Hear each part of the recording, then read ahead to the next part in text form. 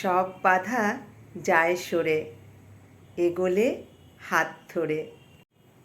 একটি মেয়ে তার বাবাকে বলছে, বাবা, তুমি মুখে না বললেও আমি জানি আমি তোমার কাছে কতটা স্পেশাল।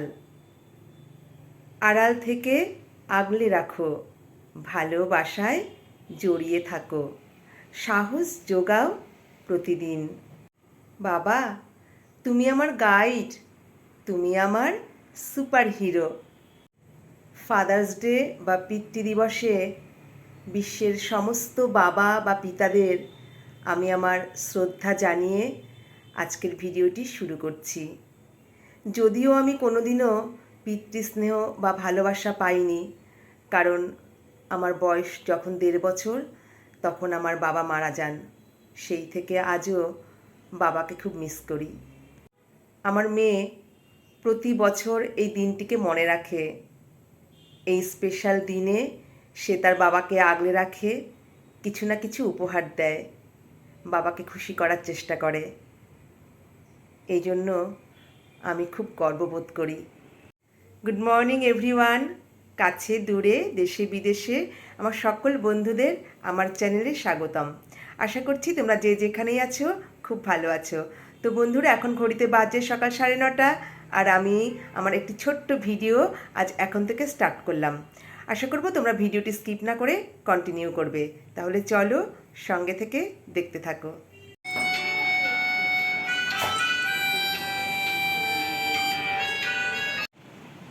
এখানে টেবিলে খুব সুন্দর একটি কেক রয়েছে।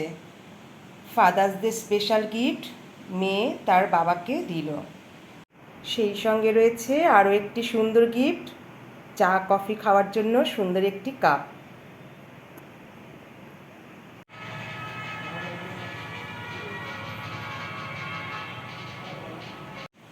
এখন তোমাদের দাদাভাই কেকটা কাটছে।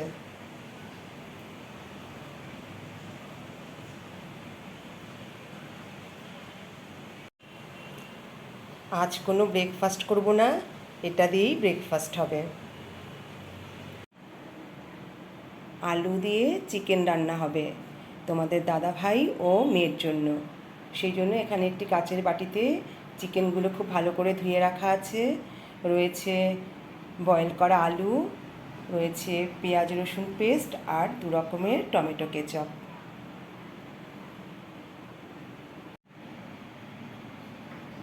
রয়েছে সানরাইজ লাল লঙ্কার গুঁড়ো, সানরাইজ শাহি গরম মশলা, সানরাইজ মিট মশলা। ফোড়নের জন্য রয়েছে শুকনো লঙ্কা, তেজপাতা, এলাচ ও গোলমরিচ। প্রথমেই আমি আলু ভেজে নিচ্ছি, এরপরে পটল ভেজে নেব।